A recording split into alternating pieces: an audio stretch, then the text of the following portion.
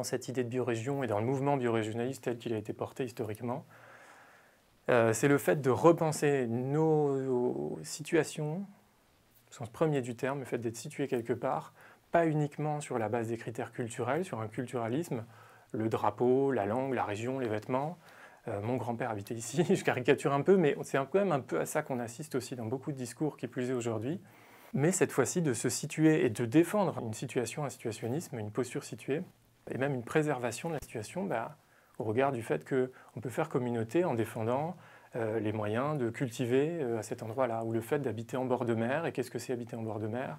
Ces interactions avec le non-humain, et en fait, la question, du coup, n'est plus à quel territoire appartiens-tu en termes d'appartenance culturelle, mais est-ce que tu sais habiter ici en termes de prendre soin de ce lieu?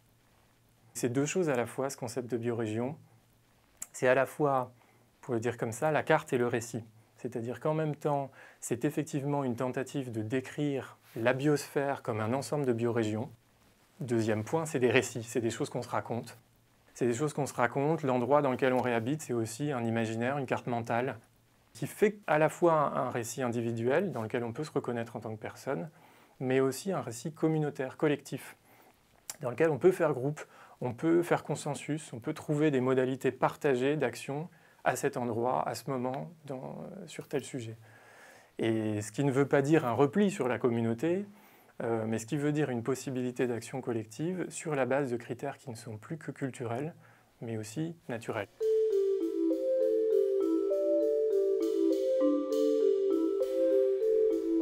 Un des premiers critères donnés par les biorégionalistes pour essayer de faire apparaître cette biorégion dans laquelle on réhabiterait, c'est l'échelle du bassin versant. Et un bassin versant, la grande majorité du temps, c'est transfrontalier.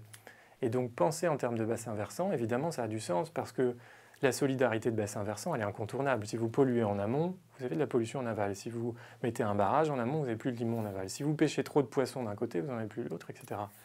Et donc, penser en termes de solidarité transfrontalière autour de l'eau, ça n'empêche pas de continuer à avoir des pays, des régions, des départements, des communes, des intercommunes, etc.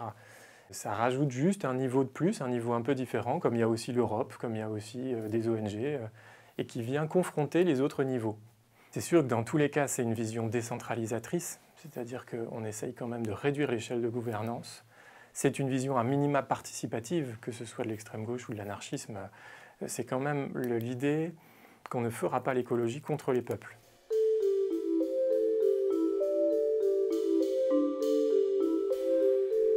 Je crois que le biorégionalisme, il invite surtout à une remise en écosystème, en relation en permanente. Et donc, c'est vrai qu'il amène à se détacher un petit peu de l'objet comme unique résultat de l'architecture. L'architecture, c'est aussi un process qui génère des économies, qui génère des filières, qui fait des vies concrètes de gens qui ont ces savoir-faire. Mais aussi, j'aurais envie de dire, à la fois l'universalisme de la discipline ou le situationnisme un peu mythifié d'un lieu qui a toujours été ce qu'il est. Et là, c'est plus la question. La question, c'est de savoir que quelqu'un a fait ça, que c'est transmis, que ça bouge.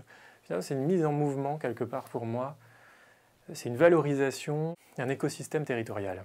L'architecture comme valorisation d'un écosystème territorial. C'est peut-être ça, plus que l'architecture comme imposition d'un modèle disciplinaire, ou l'architecture comme révélation d'un génie du lieu.